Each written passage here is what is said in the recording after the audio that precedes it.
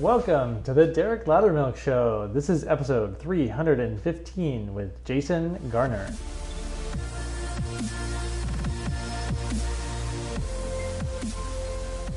Today on the show, we have Jason Garner, who I really connected with right away. And he's really got a phenomenal backstory. He's got two portions of his life, and we'll talk about the first part of his life. He was such a hard worker. He ended up being one of the top 20 highest paid executives under 40. He was the CEO of global music at Live Nation. He was managing thousands of concerts, thousands of events around the world, working his way up from being a parking lot attendant.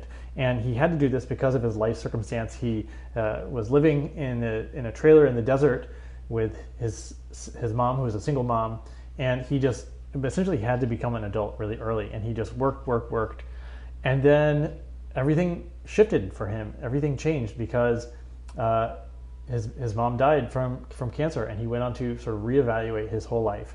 And that was 10 years ago, and he spent his time since then on a spiritual quest. He spent thousands of hours meditating, sitting at the feet of masters, learning from monks at this Shaolin temple in China. And so it's really amazing. And the reason he's on the show is because this is the perfect time to get advice for someone like this, who's already gone through that experience that shakes up their life, like almost everybody else is going through right now. And people have been calling Jason saying, how do I get through this? What do I do? And so we wanted to bring you this episode with his advice about how to deal with these crazy times and his spiritual approach that allowed him to contribute in a way that feels much, much better and lets him work from a place of peace. There's some other interesting things we talk about in this episode about he really is a fan of music artists, of course, working as a concert promoter all those years. But he talks about how musical artists and artists in general, they pick up on the subtle things that are happening in our sort of collective unconsciousness, and they give expression to that. They express the zeitgeist of what's going on. And so I thought that was such a cool perspective. So you'll notice just really interesting insight, Jason, explaining things like you may never have heard them before, or you may understand them for the first time if you hadn't before. So without further ado, here is Jason Garner.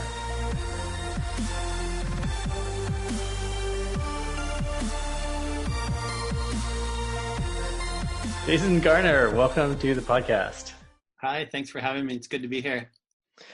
Yeah, and I'd love to start just by hearing a little bit of your story arc. You know, what led you to the point where you are this executive, this high-powered executive, and then you left, and then you've been on this sort of spiritual quest for the last decade. I'd love to just get those sort of two story arcs so we can understand where you're coming from today. Yeah, so I guess to start at the beginning. Like, I was raised by a single mom in the trailer in the desert of Arizona. She was she worked at like a children's home, and then progressed different daycare centers and things, and we were poor by all accounts, like kind of free lunch programs at school and hand-me-down clothes and lots of love, but we were really poor, and not a lot of space in our life either. So my mom was working really hard. And so, I guess there were two things I was learning as a kid. One was, boy, it'd be great to have some money. And the other was I had to be a really good boy, because there wasn't space in my mom's life to deal with a child who wasn't, nearly perfect. So, straight A student, but also, like, if I got a satisfactory on my behavior, that wasn't okay. It had to be an outstanding kind of thing, And so I kind of just charged through life, like wanting to be perfect and wanting to make as much money as I can, because that message inside me was that's how I would kind of save my family. And so I progressed through life and ended up eventually as the CEO of global music at Live Nation. I didn't have a college education. I was just a kind of a scrappy guy who had gotten in the concert promotion business and made some right moves and met the right people. And suddenly I have this giant job that was, yeah, it was all consuming, and it was too much too, and so in 2009, I'm in the middle of my second divorce.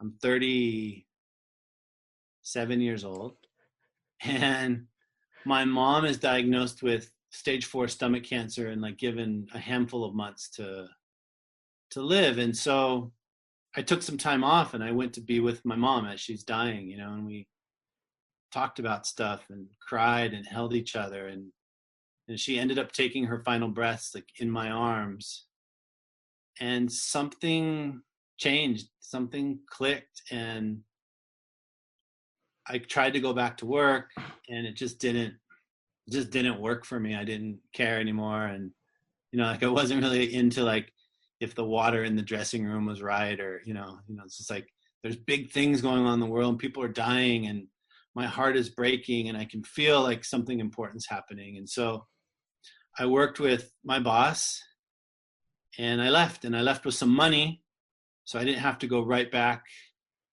to work. And so I like lounged around on the beach getting drunk for a while, and that wasn't it. And I went to Christian church for a while, and that wasn't it.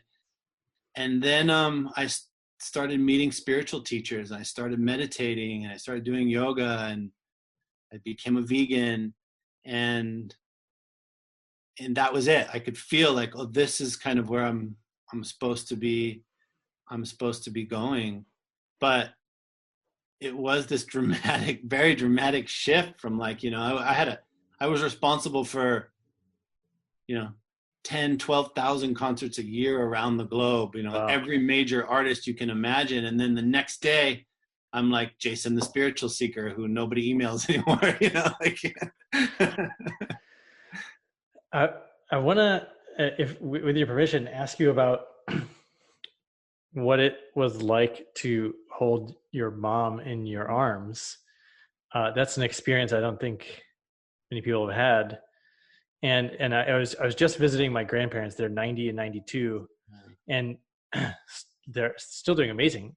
But you can tell, right? It's like they're inching towards an eventual exit. And I don't know. There's really no way of knowing what something's going to be like until you do it. So, I'd love for you to just, if you're willing, share what that was like for you. Yeah. I think it was the single most impactful moment in my life. Like I've told friends that it's like when your child's born, except for me, it was even deeper. Like there was something, well, one, like my mom brought me into this world, right? Like there's a huge part of me, both genetically and story, that's wrapped up in this woman, right? Who I love. And she was young, I don't think, God, maybe she was 60, but it wasn't supposed to happen this way, right? And so it was deeply emotionally moving, physically painful, like her chest rattled for 48 hours, and then she would stop breathing and I would think that was it, and then a gasp of air, and then more of this just excruciating, horrifying rattling of her chest. And it was also like, it was just deeply moving to have the honor to be there as someone I loved exited life, and to watch the human body go through a process of winding down. Body didn't go when I wanted it to go, when I was like, okay, I'm ready now, mom, you can go, this thing that we tell people when they're dying. And then the body has its own thing, like, oh yeah, that's cute, but there's a winding down that has to happen, and an emotional winding down too, like almost as if there were like pieces of her that were suction cupped to my heart, and one by one they got popped off, this kind of like, oh, just deep pain, but like a beautiful pain at the same time. That beauty of when your child's born, mixed with some kind of like excruciating pain, I don't know if that all makes sense. And I'm wondering if you're like, now that it's a decade past, Mm. you have this perspective. How has your journey informed your perspective of that Yeah. event? Yeah. For sure, at the time, my mother was dying. And now I have some deeper beliefs about death and an understanding of the fact that everything dies, right? Like I at the time, of course, I knew everything died, but I didn't really understand that everything in the world comes and goes all the time, And so it was more painful and more jarring, like it wasn't supposed to be happening, and it was. And here we are, and I had done everything right in my life. I had worked, I had gotten to this place that now my mom can be proud of me, and I can, I've reached the dream kind of, this thing that we're all searching for. And now life came along and said, you know what your reward is? We're going to kill your mom. It's like, so there was I was angry with life, and it wasn't fair. And so what I now, when I look back, I think that tinge of anger and resentment isn't there, because I have a deeper understanding of kind of the cycle of life. So yeah, you can throw that on top of the physical and emotional stuff that was going on at the time. I have this theory that souls choose the moment when they die Mm, largely for the impact of, about the people that are close to them. mm, So when somebody right dies or transitions, it's not really that big a deal to them, but it's everybody who's still here. There's an impact yeah. on it. Um, any thoughts about that? Um, I don't know about I don't know if I personally believe the choosing part, but but if we put that aside, I definitely believe the end result is exactly what you said. In my life, what I've seen is that these moments shake us, and they tend to most of us will not wake up without being shaken up. Like sometimes you read spiritual stories and you hear stories about, the guy was just like cutting the lawn, and then suddenly he realized, all of life's mysteries. And I go like, I don't think that's true. Like I don't believe it. But if it is, it's definitely not my story, and it's nobody I know's story. Like death, divorce, loss of job, pandemic seems to shake us at our core, and sometimes in that shaking we come out changed, and we something awakens within us. And so I definitely think that the net effect of what you said has definitely been my experience in life. I'd love to know sort of when you were growing up, a little more about how you saw your mom. What was your Yeah. relationship like with her growing up? We were really close when I was younger, because my mom had been hurt by men in her life. She was married 3 times. Yeah.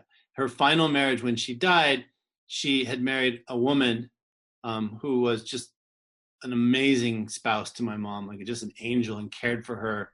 We were there together with my sister, and the three of us were caring for my mom as she died, and just amazing. But my mom had given up on men by this point, because men had so hurt her in her life, starting with her father, who just, you know, didn't know how to love her, and divorces and relationships. And my mom was so giving, and she'd find these just broken people and try to fix them, and this classic kind of story. And so I was close with my mom, very, very close. And then that all became a weight for me. Like I needed to go be me in the world, and my mom needed me to be this perfect, conscientious, loving boy who would never hurt anybody. And so we started to have conflict. And I saw my mom as weak in a way, though she was really a tough woman. I saw her as weak because we kept getting put in these situations as a family where these men would, we'd go move in with somebody and then they'd break up and then we'd be out on the street looking for a new home, or they'd be making my mom cry. And so I didn't feel, I saw her as weak in that sense of continuing to put us. And so there was a period of time of pushing her away to go become my career. And then her death really brought me back to her on an emotional level, in my mid-30s. Were you the oldest? Yes. In your Yeah. And I'm a fairly new dad. I think your kids are a little bit older than mine. Yeah. But I'm wondering if there's like what you learned about parenting from your mom that you apply in your own life. Yeah, I learned a lot from her death. Really, because it began a process of letting go, and I learned to let go of my children a little bit. So I think there were probably two versions of Jason as a dad.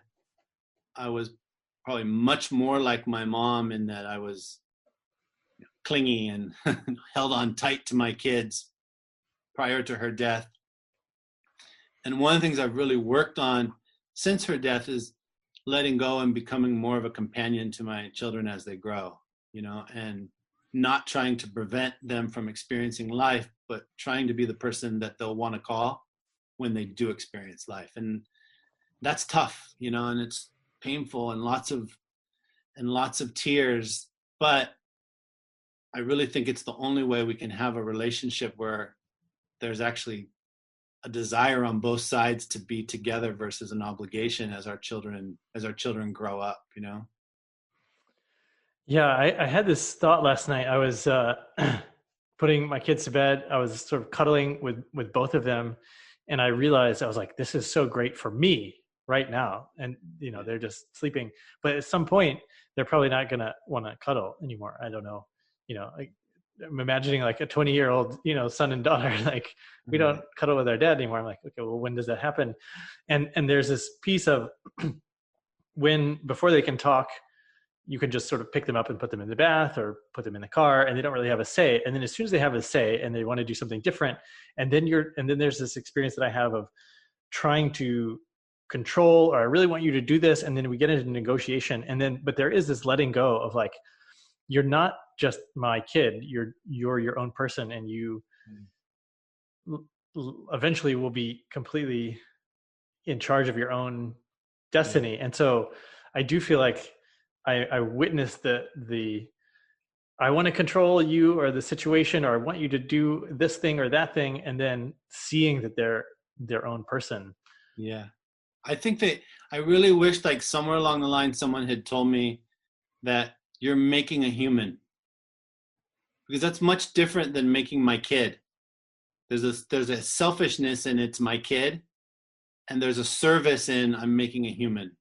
And so I really try, and I'm not telling you I have this down. So there's no self-righteousness at all in what I'm saying. And if my kids were here, this will be a spirited conversation, but I try to remember that this isn't about what I'm going to get out of the relationship.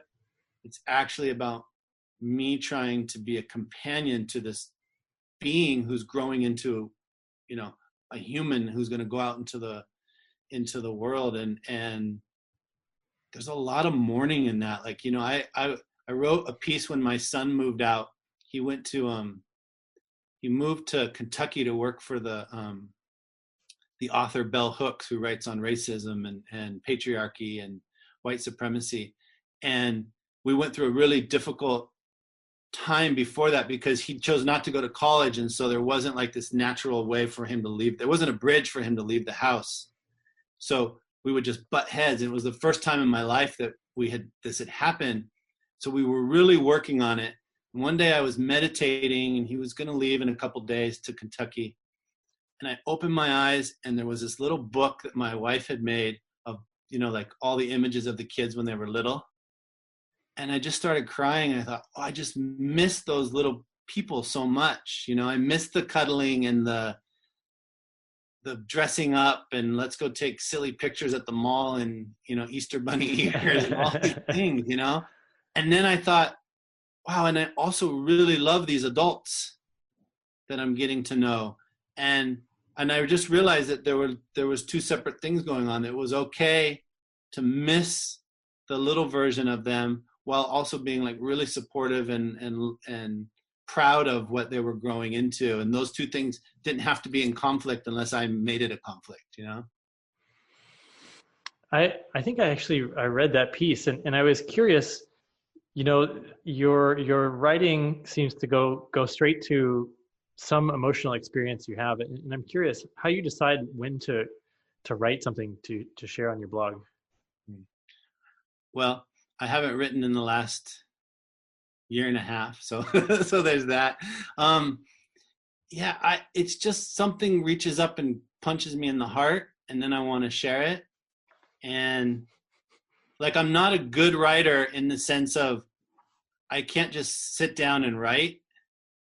It's just like when I wrote my book, it just grabbed me, and I literally wrote my book in 14 days, nonstop. All I did was write, eat, and sleep for 14 days. And something similar happens when I'm going to write a blog piece of just something like that was so moving. And maybe I'm sorting it out by writing about it and, and figuring out things. I'm not sure, but I wish I would write more because I actually like it, but I just find life has to somehow grab me. And then there's something I want to share about that experience with other people.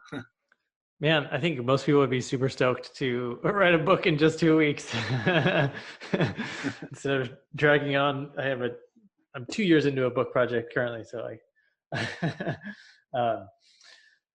so I want to hear. You said you became this executive at Live Nation through good luck and sort of meeting the right people, and I heard the story like where you first started.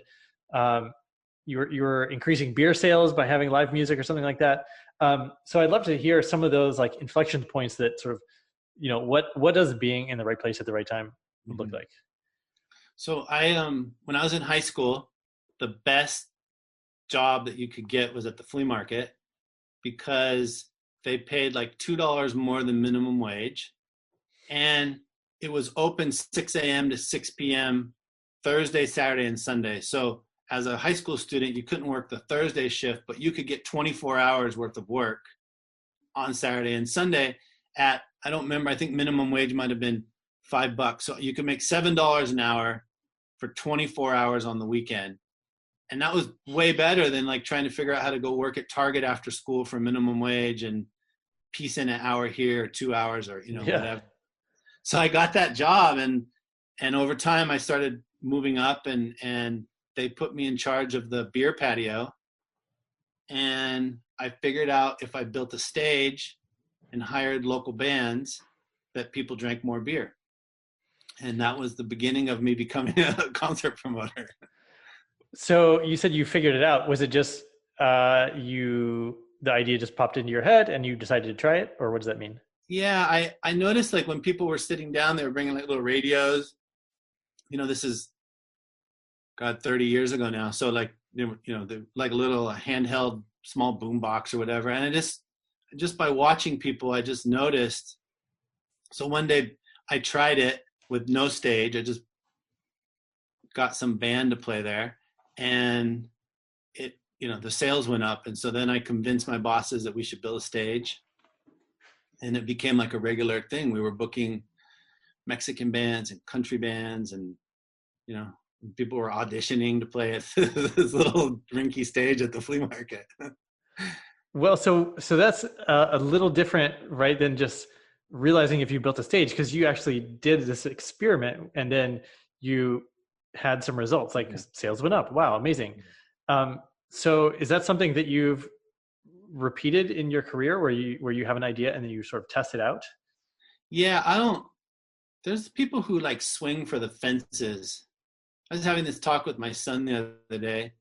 Maybe it's more than the other day because I used Donald Trump as an example. So it was some time ago. And I was like, there's an example of a guy who like, he just keeps swinging, he goes bankrupt, and like, sometimes it works and sometimes it doesn't. Now I know much more information, so that maybe it was like a bad example, but at the time it was an example that made sense to me. And I just really have like a life philosophy. I like to hit singles, and I think if every day you just focus on moving the ball down the field to some degree, you wake up at the end of a year and you're like pretty proud of what you accomplished during the year.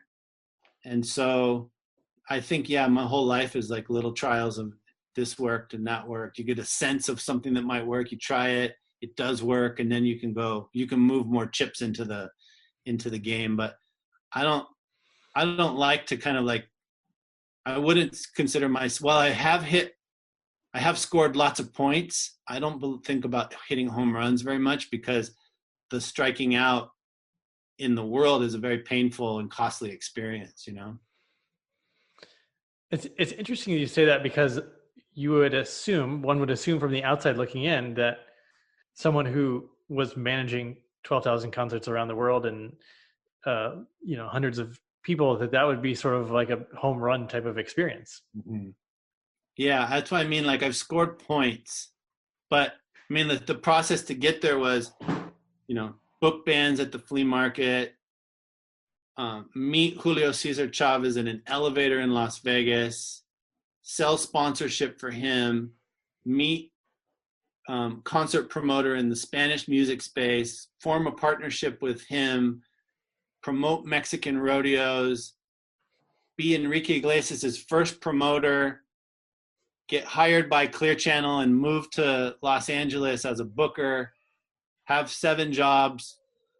That spins into Clear Channel or into Live Nation, 3 more jobs. Like it was lots of little steps in my mind. At least that's the way I think of it, as lots of singles and doubles and just trying every day to get things done and move the ball down the field in a way that progresses my life and progressed whatever project I was working on.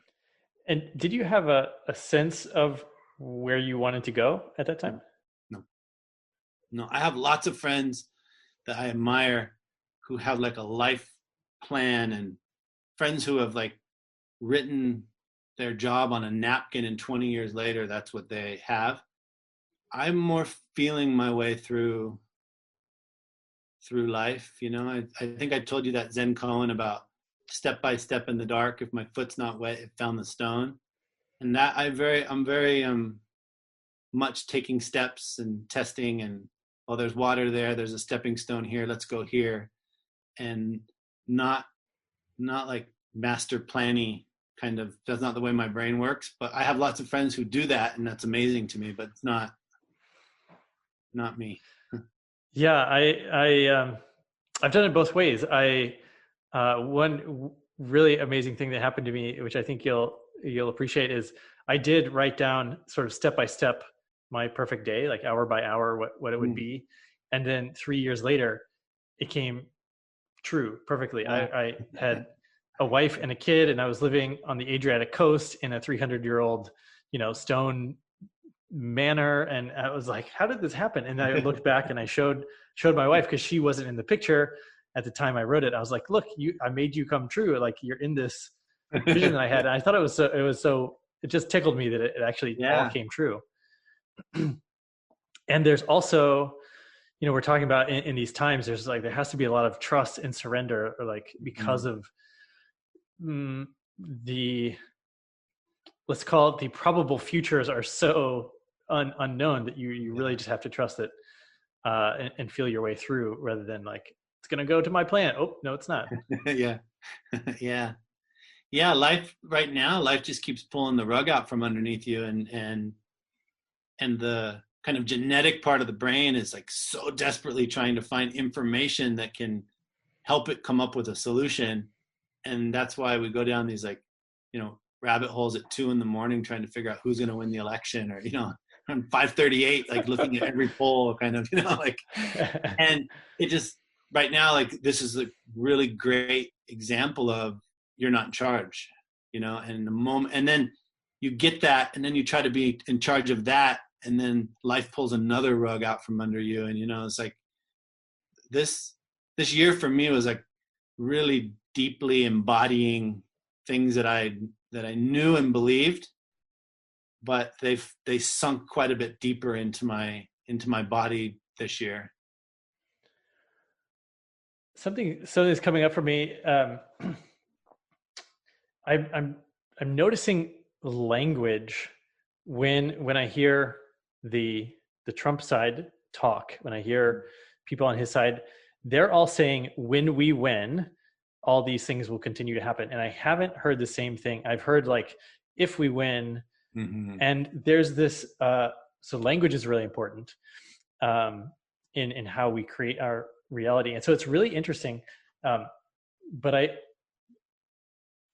so I want to get into like when we actually put our will and intent and our like force into creating something, like I want this to be in my life, I want this to happen, and we like take the actions and be the person we need to be to back it up. And I guess where I'm going is, can you talk about the difference between like I'm going to use my will to make Mm-hmm. something happen versus trust that things are going to work out and just sort of like let it flow. Yeah, I think that's such a great question. I have lots of trouble with many kind of self-improvement teachers, kind of, we'll call it The Secret, if you read that Mm-hmm. book or saw that movie. It's like, I think so many people get their hearts broken by, writing down, I'll have a Ferrari on a Post-it note, and it doesn't happen, right? And then somehow a person who already felt maybe low in life just feels like now they're even lower because it didn't work out for them. And so, in my own life, I think there's the big picture, which is things are happening outside our control. And then there's the day-to-day decisions where I think we do have a lot. I think I give you an example. A decade or so ago, I started sitting down every morning to meditate. And now my whole life is different. And I, have meditated thousands and thousands and thousands of hours, or like some number of years ago, I decided I would be a vegan, and it started with a meal. And then I make a decision every meal. And now I believe I've transformed the health of my body. Mm-hmm. I was lying on the couch the other night watching the debate, and I felt myself physically upset by what was going on in the debate. And so I called a bunch of my friends who are singers, and I called a guy who owns a radio and a TV station. We created a massive Get Out the Vote campaign for the Hispanic community. And I think that's going to move the needle. And so these are definitely areas where then you tilt the table a little bit in a direction that you want it Mm-hmm. to go. While at the same time, I think we need the larger umbrella that says we are taking steps in the dark. It's like sometimes they're really informed steps and you can kind of make out the stone. But there is a certain amount of will that it takes to keep stepping. That's the courage of, like Thich Nhat Hanh said, like the miracle isn't walking on water, it's walking on the earth. And I think this is this thing where we got to give ourselves tons of credit right now. Is like, it's a big deal to keep taking steps right now, and yeah, and sometimes you write down your perfect life, but in there, as you pointed back to me, there were lots of steps where you had to make good decisions in that direction to get there. And then sometimes you're along the coast and a tidal wave comes and everyone dies. And then, there's that piece too, right? So it's like, it's this mix, I think, of being held in a vast unknown and then trying every day to get up and take steps towards some sort of place that you'd like to arrive at. I don't know, does that answer it a little bit? Yeah, no, it's that's a fine answer. um, I'm wondering if there's any, so the music biz full of glamour and full of just like superstars. Any particular vignettes or stories from the world of like the really cool parts of showbiz that you'd like to share? It's not what everybody thinks, especially it might have been in like the 60s and the 70s. You know, we've seen those movies, right? You know, Almost Famous, or, you know, whatever. But what has really touched me is just acts of like humanity within, you know, when I get the chance to be, I really like artists. Let me start with that. I really, really like artists. I think they're extremely sensitive people who are trying to share something.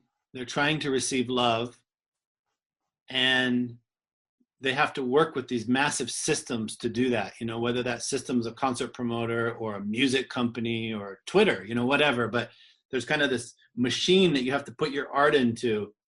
And the courage that it takes for someone who opens their heart up and says, here's some music that expresses the pain I have inside. Now let me put it into this machine and pray to God that you guys all like it, because it's going to crush me if you don't. I have a giant soft spot. Like I want to Yeah. be part of that process. I want to help them. I love those people. So that's the first thing. So it tends to touch me as acts of humanity. You know, like I saw the first yoga in my life I saw was Chris Martin while I was on tour with Coldplay. He was also the first vegan I really knew, and had my first kind of vegan meals, you know, and that's touching to me. And when my mom was dying, the last trip we took as a family, we went down to Puerto Vallarta, and a friend of mine who's an artist named Alejandro Fernandez, like, loaned us his plane, helped us find a house to stay in, and we go down there. And my other friend, Enrique Iglesias, who, you know, literally we started in the concert business on the same day together. And my mom knew me. No matter what job I had, she would tell people, oh, I think he's Enrique Iglesias' concert promoter. I think he does shows with Enrique Iglesias. No matter how big my job got, I was defined by this. And so Enrique finds out that I'm in Puerto Vallarta, and he's in Puerto Vallarta. So he sends me a message, hey, like, I heard you here. I'd like to come say hi to your mom. And I was like, that's so sweet, dude. Like, you don't have to do that. Don't worry about it. No, I want to. And then I kept trying to give him an out because I didn't want him to feel obligated to do it. Finally, he was just like, hey, I want to see your mom. And so, like, we met in like this crossroad, literally like this dirt road in the middle of the desert of Mexico. We're parked at like some little gas station. And I have this great picture of like Enrique with my mom. And my mom's like just tickled, you know? And it's like that he did that. Those stories are the ones that like really like move me, you know, like just this act of like humanity and caring about someone. That for me is like very touching. I hadn't really thought of how artists are sensitive people, but I see now that, you know, if they're like pulling this art from, you know, somewhere and through their own expression and their heart and stuff, so they're like perfectly tuned to be able to create and express this stuff. And then also thinking about like this machine that they have to put it into, which seems much more like sinister in a lot of ways. And well, I want to ask you, because I get this weird vibe sometimes. Like there's the Grammys this year, I believe, had like weird like burning down of neighborhoods, and that ended up happening like with the civil unrest. And then the woman who won a bunch of Grammys, I'm trying to remember her name, like she showed up before the pandemic but wearing a mask, like sort of.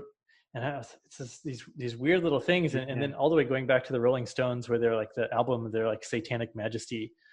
And I'm wondering, like, what's with this weird symbolism in the music biz, and sort of like, I know there's symbolism and things when you do a live show, you're trying to create some impact. I'm wondering if you could just talk about like what's going on here. Well, first I go back to something you said. I don't think the machine is sinister. I actually think the machine is cold, and but it's very necessary, because without it, we don't have any of this music or TV or, you know, like, and to do that, you have to create a machine, right? Literally, like, you have to create a machine, and you have to get something that can take all of this chaotic art and figure out how to put it in pieces that you and I can then consume on some device in some way. So I see, like, like when I'm working as a manager or a consultant to an artist, I very much see my role as a bridge between two very necessary things. One, the art, the chaos of the art, and two, kind of the methodical moving of a machine. And both of those are necessary because they need each other, but they speak totally different languages. Like they're not good for each other, and both of them will cause the other one to break down. And so you need people in the middle. And then I think, as far as the art goes, I think artists are really sensitive to what's going on. And I don't mean like they see the future, but I think they feel it. I think you think about a human being who is capable of attracting 20,000 people to spend a couple $100s of their hard-earned money on a ticket, to drive an hour to a venue, to stand in really long lines, to get searched, to go into a place where there's 20,000 people, and then to drive home. It's like a huge undertaking that, like, we wouldn't do this for like a mattress, or, like if I told you, hey, to get a mattress, you got to be like, yeah, stop it. Like, I'll buy it on Amazon is the only way I'll do it, kind of, So I think artists are really attuned.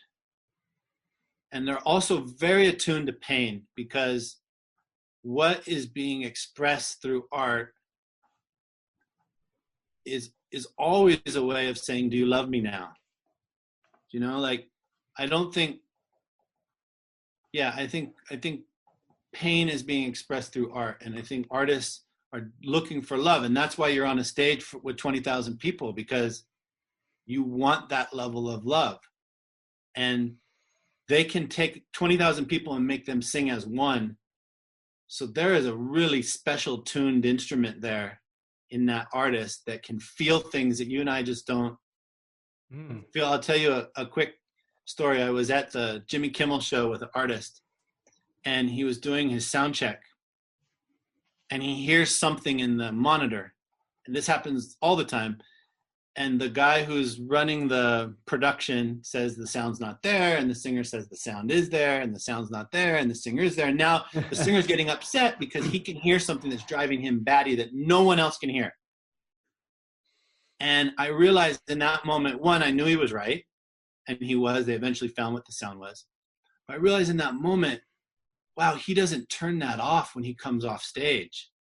He is always sensitive to things that I have no idea exist. And so there is this thing going on where, like, some of us are sensitive to things. And then I think if we get in touch with it, most of us are sensitive to something, which is what makes us special at what we do.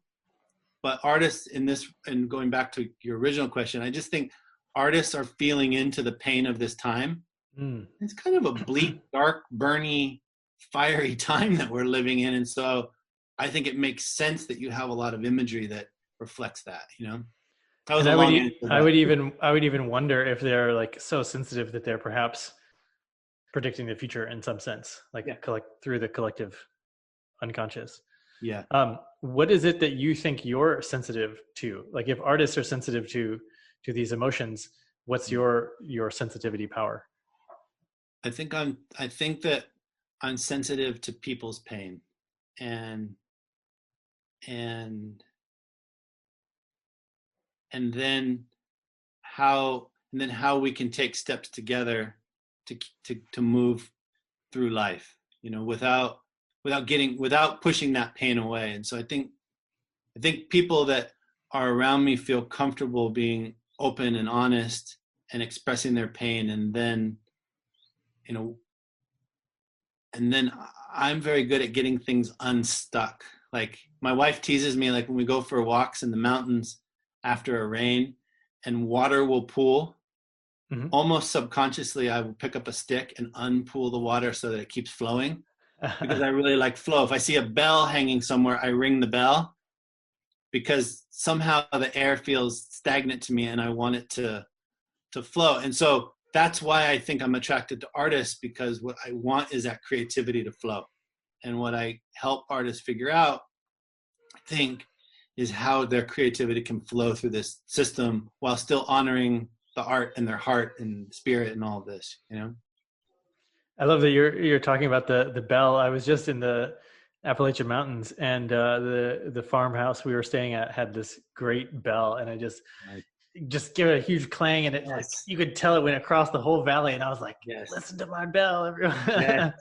I love it. I love it. I love, like, the Tibetans have great bells, and the Zenis, Mm. they have great bells, and they bang on them, and it's like doesn't even have like rhythm to it sometimes, but it's just like you could feel it's just moving stagnation, opening things up. And I think we get stuck, you know. I think it's one of the things that as humans we get stuck, and I really enjoy the process of unstucking things while honoring what's going on, you know, not violently unsticking things, but more like ringing a bell, kind of. Yeah. You mentioned that a lot of people are calling you these days, sort of asking for advice or support, and and then here you're sharing uh, that you help people get unstuck. Um, I wonder if you could just speak to, like, what's the vibe? Like, what are people calling you for help with? I think people are really scared. You know, I think people feel isolated and unsure, and for the first time there's no place to hide. You know, one, the the problems kind of facing us right now are heavy and big and in our face. And two, a lot of people don't have jobs, which is where we tend to hide out from life, you know, within our job. You know, we don't have to address fears about our kids because we're working 13 hours and coming home and passing out, you know, or we don't we don't have to worry about how we've mistreated people of certain races, because we can hide behind, oh, I got a deadline to meet and that's what matters. I'm putting food on the plate for my children, you know. And so people are naked right now and really vulnerable and really afraid. And I think when I think back to those first bits of time after my mom died, I had a divorce, I don't have my job anymore. I felt that's how I felt, you know, and I spent in many ways 10 years practicing for this moment. And so the same reason I'm talking to you today, I just feel like sharing some of this stuff. And for some people, it won't land. And then for the people that it's supposed to land for, I think it really, it really lands. Like I've actually been in this moment in my life and lived to talk about it, kind of, you know? Yeah. And in one way, that I've actually been encouraged in a lot of ways, because we have this unity of experience Mm-hmm. as a species, as a planet, that we maybe never had before in the same way. Yeah. But also, like, you and I both have had these sort of all is lost moments where we lose all the things and that we're not sure who we are anymore. And now we've come through that, and we've discovered something that really lights us up. Um, people listening to the show have heard my story, but I lost my career, my house, my marriage, and I had a traumatic brain injury all in the same year. Mm. And it was this major shakeup, and discovered meditation. And there was a point where I was riding on a motorcycle in Bali, and I was like, I have no identity. I don't know who I'm. Like, I'm not any. There's no way to identify me. I just am Yeah. this person. Yeah. I think I read or heard somewhere that you were writing about what it's like sitting in a cave or sitting in silence in a dark, and like the different things that will come up. Yeah. Maybe you could talk about a specific. Is there a specific experience you had on the spiritual journey where some teacher was like, okay, now go sit, and here's what came up for you? Yeah. Yes. And I first want to say I had that experience that you're talking about in Bali. I was at the Shaolin Temple in China, Mm. And I couldn't figure out how I got there. And it was the first, I talked about those base hits that I like to think about life in, but it was the first time in my life that I couldn't connect the base I was on to a base I'd been at previously. And I would wake up and literally every morning I would cry. It was this beautiful cry, but it was it was a sense of being lost and being really okay with being lost. But I just was just like, I don't know how I got here. Mm. Like nothing in my life prepared me to get here. So I can feel that moment that you had in Bali. It's just beautiful, right? It's just Yeah. life's uncertain and vast and open, and yeah. So I in meditation, so lots of people will talk about like moments of awakening or big moments in meditation. I don't have big moments. So I always say like I don't see unicorns and fairies ever. It's a much more for me it's been like this gradual awakening. But what I do notice, especially now when I sit, is that there's a collective brokenheartedness that I think we're coming to terms with. And you said it nicely, like we're living this kind of shared experience. And some people say we're all in the same boat, and that's not true because some of us have bigger, nicer boats. And some people have no boats, but we are in this ocean together. And it doesn't happen very much, I think, in humanity where like everyone's faced with the same overarching Mm-hmm. problem. And I can feel in myself and I can just kind of feel in the people around me that there's this collective brokenheartedness that feels to me like the most important thing that has to be addressed is our own hearts, all of us. And so I mean I spent a lot of time lately talking about this kind of tender vulnerable moment that we're in and not running away from it. Like it's just it's okay, here we are. And some trauma is trying to express itself in I don't know if all of us but everyone I know. And I think it's really important right now that we tend to that trauma, because I think something beautiful, the same way that something beautiful came out of all that pain that you had and all that pain I had, I feel like this is this opportunity, if we can just sit here for a minute and be in this pain, that some awakening is happening in a lot of people that can be beautiful, like and then suddenly this moment's not wrong. My theory is that what will come of this is the moving from selfishness Mm. to like being of service Mm. to everything else, Yeah. um, and also seeing like how connected we are. Yeah. Um, That one for sure is happening, right? It's like if we're connected by a virus, it at least is a logical next question, what else connects us? And some place in China that I had never heard of 12 months ago, and now people there and people here are having a shared experience.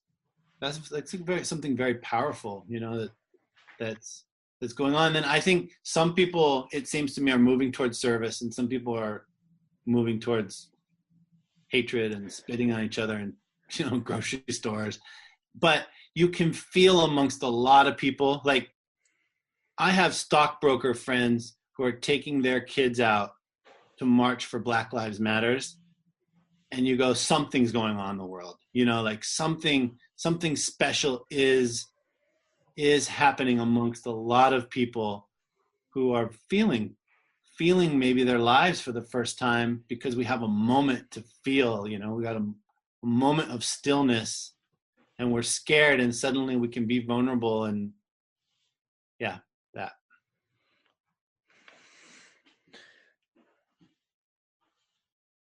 I do think that it's interesting to look at how maybe our different teachers have influenced us, or your experience being at a Shaolin temple in the first place is something not a lot of Americans experience. Um,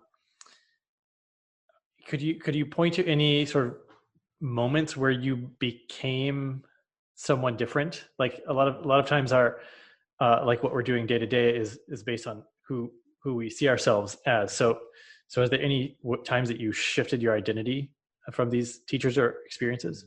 Yeah, I think for sure, like I a lot of people have one teacher, and that's not me.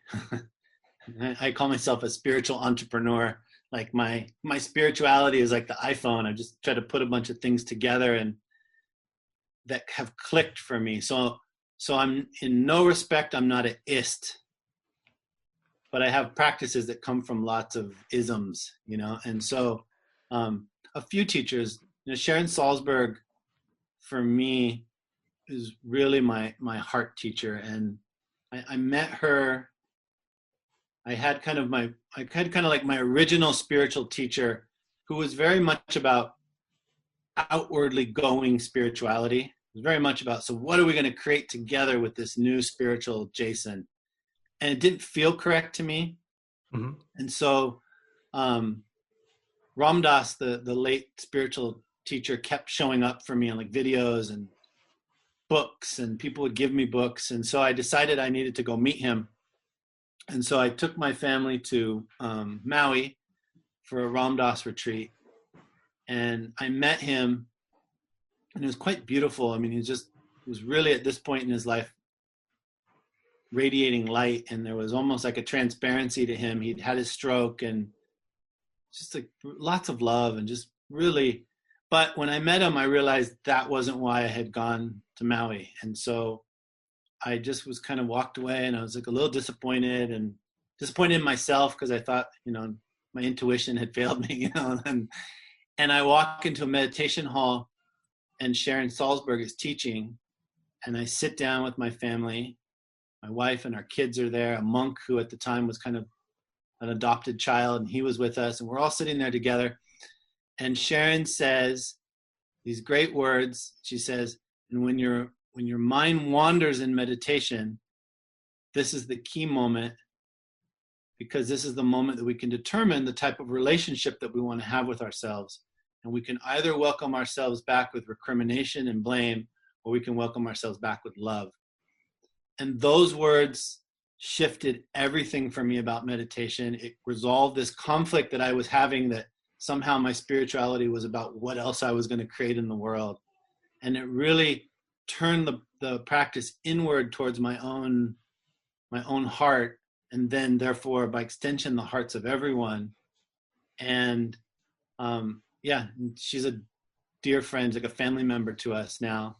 But that moment really changed my life and changed my practice. And from there I've met many, many wonderful teachers, but that moment was really this kind of line in the sand moment for me, and my understanding that meditation is a practice of intimacy, and not this violent doing that we try, like I need to clear my mind, I need to see something, I need to experience emptiness. You can feel the violence in there, versus what I'm going to do is I'm going to sit with myself, and I'm going to be here for myself with openness and love and compassion, and I'm going to see what's here. And that shift from one to the next really, really did change my practice. Yeah, it's like there's like I like how that word violence seems quite appropriate. Yeah, this is my word. This for the last few months, it's just I use violence all the time, because it's so clear to me that this is what's going on in our world, and then you see all these little ways that we do it to ourselves. In parenting, we do it to our kids, and in meditation and health and exercise, we do it to ourselves. We do it with our spouses. We do it to the world right now. You need to be different, world. I need to promote concerts again, and there's this violent thing, versus being able to sit with our own selves and each other and experience the you-ness and the me-ness together. Yeah, it's like you're talking about, the gap between how the world is and then how you want it to be, and then sort of like maybe how forcefully you're wanting it to go the way that you insist. Yeah. And even even the wanting is okay if we can observe the wanting. Like I don't try to. There are days when I'm sitting in meditation that I want to be somewhere else. I don't ask that to go away either. Like I just create a bigger space for the wanting to sit with me while I'm meditating as well, and some days you have to go 7 layers out to find a place of acceptance. So it's like, I don't want to be here. I'm angry because I don't want to be here. I'm disappointed in myself because I'm supposed to not get angry when I don't want to be here. Now I feel shame for that. And then somewhere out there, I reach this place that I can accept. And then slowly the acceptance works backwards. And then there's no violence in the chain. It's just, let me create a bigger enough definition of what's happening here to hold the entirety of my experience. And then through acceptance, I'll come back until I end up here at my heart, Mm. Yeah, that totally get what you're talking about. I'm curious, maybe for the listener, when you're talking about like, I'm meditating, but I don't want to be. Sometimes we just have to fall back to our habits or to our structures. I'm just curious, like how you have your life set up to have meditation be a part of it. Like what's the routine and habits that lead to that? I this one area, like I do think it takes discipline, like I think I like to say, like, it takes discipline to get to the cushion, and then we kind of have to lighten up on ourselves a bit. But I did, for the first 10 years of my meditation practice, insist that I showed up to meditate. And it wasn't an acceptable answer that I don't want to, I don't feel like it, I got better things to do. It was because I could feel how important forming that habit was, and that it was going to take some willpower to kind of get there. And so, I try to meditate in the morning. I often wake up in the middle of the night and I'll just get up and meditate for a little bit and go back to sleep. And then in addition to that, I just try to find moments of awareness throughout the day. Something like as simple as, like, I am holding my phone. In the middle of being lost in this thing that happens when we hold our phone, that's a deep, deep, deep awareness I just said. Like there's this great saying that lots of like spiritual teachers use, that like meditation is sitting on the edge of a river watching the river. The river being our thoughts, right? And then they say, and then non-meditation is falling in the river and being tumbled down the river by the water. So I believe that to be true, but I also believe that the most powerful moments that I've ever had in meditation are the moments where I've fallen in the water and I've realized I have fallen in the water. And now there's no difference between sitting on the side of the river watching the river or standing in the river watching the river. Now we're aware, right? Yeah. But the contrast of that moment of, oh, I am holding my phone, can be like really deep. And so I look for those quite a bit. And while we've been talking, there's been times where I've got going and then I realized I am sitting here talking with Derek. And then it just, boom, you just come right back. And so sitting meditation plus kind of like experiential moments of awareness that might not be like meditation practice, but it's actually meditation in play during your life, kind of. Yeah. I like that. And when I'm telling people how to learn to lucid dream, there's often like a reality check where you ask yourself, am I dreaming? And if you train that in the daytime, in the waking time, then you automatically sort of do that while you're dreaming, and you can be like, oh, actually, no, this is not real. I must be dreaming. And then you can sort of start to control things. And that's a great little trigger of just like being aware of what you're doing or thinking at some point. Yeah. My daughter says that in dreaming, if she looks at her feet, I can't remember which one it is. If she can see her feet, then she knows she's dreaming, and then she can do all kinds of things. I try to do crazy things. So like if I'm in a dream and I think I'm in the dream, then I'll like fly, Yep. and then I'll realize, oh, I'm in the dream, and then you can just kind of play around a bit with that. Yeah. In the Carlos Castaneda books, Don Juan says, look at your hands to help trigger that. And so your daughter, obviously looking at her feet, is doing something Yeah. very similar. What you shared about finding Sharon Salzberg, it was kind of interesting because like you had to be in Hawaii to be in that room to hear those words, and so there's this chain of events unknown to you that sort of led you to that, and it's this very synchronicity based thing of happening. Have you had any other interesting synchronicities that sort of your? I mean, we're talking about the music business too, Yeah. but what are your thoughts on both synchronicity and also like listening for when the universe is nudging you one way or another? Yeah. I mean, my whole life has been this series of those types of, I mean, I got into the music business because I went to Las Vegas and hopped in an elevator, and Julio Cesar Chavez was in the elevator, who at the time was the world's most famous boxer. And we became friends, and he became the godfather of my son.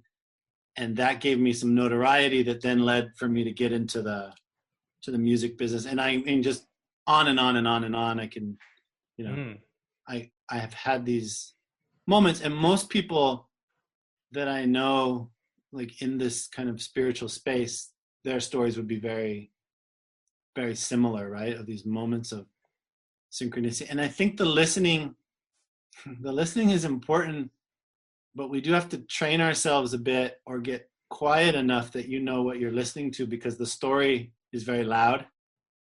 And so, like, I like to say to people, they'll tell me, people talk about it's important that you go with your gut. And I actually think it's important to examine the results of going with your gut in similar situations in your life.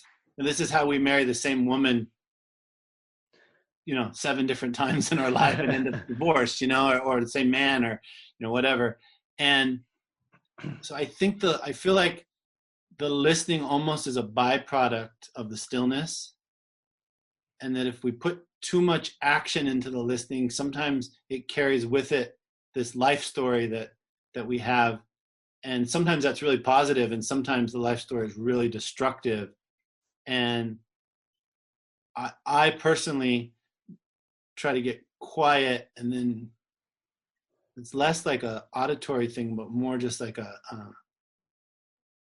physical sensation of, and then God, I don't want to get too woo woo, but then there's just a knowing of this is the step I'm going to take, and even then, don't jump off the cliff. Like, you could still look to make sure, that there's water down there that you're going to jump into, even then some baby steps. But I think I think there's a lot of wisdom in the stillness, and I feel like many times kind of this active doing is not our friend, because it embodies, this life algorithm that many of us have been on, that we go like, oh, that's my gut, that's my intuition. Like, no, that's just that story that's been screaming in your head your whole life of you have to go do this or that, Yeah. I think I was watching Tom Bilyeu, impact theory guy, and he was saying like, I try to go full speed in whatever direction I'm going, and then if I recalibrate, then I'll just turn around and run full speed in the other way. Like, but I'm always running at full speed because then I'm learning as fast as possible. Yeah. And so that's one hand, and then there's this like to act fast, like be still, and there's this scene where like Jackie Chan, like he's in this place and he like goes and tries all the doors and there's like no apparent action needed, and he just like sits down and meditates, and he's like just being perfectly still, and he's ready to leap into action when he decides to. So there's these kind of like two opposing sort of thoughts that we have here. Yeah. I think one thing is like, I think we have to be careful too, where like our life, this inner story that's running through us matches up really nicely with like some spiritual theory. Like Chogyam Trungpa Rinpoche said that ego is so powerful that it can co-opt even spiritual practice for its own needs. Mm. And I think we have to be careful, like when we find a spiritual teaching that matches up with some kind of life story that's been running through us, and we marry those two and go, aha, versus the discovery of some truth that then kind of comes up versus it's almost like justifying this thing that we've been doing our whole life with spirituality, or actually getting a learning from spirituality. And I notice in myself, I have to really watch the difference between those two things. Yeah. So the guy who goes like, let's run 1,000,000 miles an hour, I think that's a very fine philosophy. It's not mine, but I think it's very fine. Unless your whole life, what you've been doing is just running 1,000,000 miles an hour and getting hurt. And now you found a spiritual philosophy to marry it together and go, I was always right. I knew it. Yeah. Yeah. Using spirituality to make yourself feel better. Yeah. Yeah, spiritual materialism, or I think that's what Tony called it. I know one thing we wanted to touch on was this concept of it's okay to not be okay. And just wanted to give you a chance to speak to that. Yeah, I think it goes back to kind of that conversation we were having about violence. And I feel like we're living in a very violent time, and they're just very odd violence too. Like I saw a video of a lady the other day, like they asked her to put a mask on the airplane, and she started like spitting on people in the airplane, and it was like you could see like she was very much in some kind of pain, and was expressing it really violently, and the airline staff was getting her off very violently, and and it was sad. You could feel this, like there's this brokenheartedness that I was talking about before. And so I feel like one of the places that we have to arrive at is that what we're feeling is okay. Doesn't mean it needs to be taken out on the world.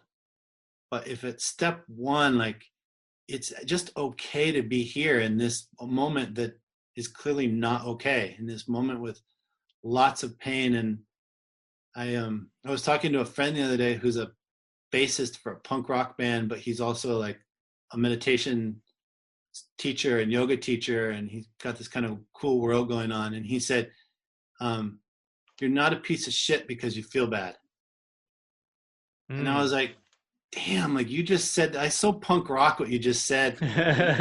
You did get it. Like, yeah, I wish I would have thought of that, because that's like so good. It's like, it's just okay to sit here with our broken hearts and be here, for ourselves. And I think in doing that, we learn to be here for each other as well. And then maybe there's just a little less of like spitting on each other in airplanes, because we paid attention to the pain and paid attention to each other's pain, and learned to be with ourselves with more tenderness, which I think for men is especially important. This tenderness that was teased out of us on the playground, we've got to recapture it, because the violence isn't working, and we know it's not working because we could feel it. We could feel it in our own bodies. We could see it in our world, like you don't end up with these characters nationally that we have right now if everyone's tender. You know what I mean? We end up with it because it's a reflection somehow of me. And I've got to look in the mirror and see, where is this violence? Where am I violently pushing away from something I think is not okay? And then just touched into that with a little bit more tenderness and vulnerability, I think, Mm. Yeah. Yeah, I appreciate what you're saying. Not sure I have anything particular follow up about that. Yeah, I feel like this is a great place to wind down our conversation, but I want to give you a chance if there's anything else you wanted to share or express that we haven't gotten to, or anything I haven't asked you. This would be a great time. No, I mean, first, thank you. This is just a really great great conversation. I never know how these, like you walk in, you have the same thing, right? As you walk into a interaction like this, you don't really know like what you're gonna find, and sometimes it's like there's not a match, and you're trying to one's like a round hole in a square peg, and trying your best, and then sometimes it just clicks, and this really for me clicks. So I just really appreciate that. Thank you, and I guess I would just say to everybody again, like, you know what, you're okay, and there's that can sound glib sometimes, but there's like some deepness in there too, of like you're really okay. Like if you're feeling isolated, if you're feeling afraid, feeling you failed, if you're feeling guilty because you still have a job, or you're the person who's deciding that other people don't have jobs, it's just there is a general okayness that's available inside when we look at those feelings and we tend to what's underneath them,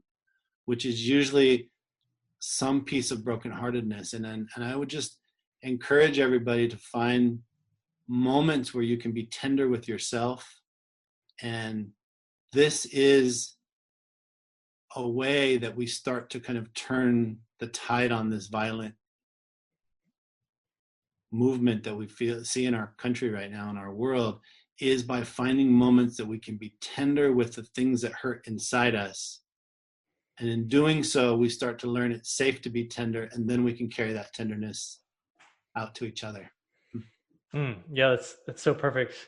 And if you look at it like, we're really all one, like we talked about being connected. If we're all one, then the way that we're treating ourselves is the same way we're treating other people. And That's right. so that's a really great way of putting it. Jason, thanks for coming on. It's been a pleasure to meet you and have this conversation. Really appreciate it. Thank you. Big hugs. Big hugs.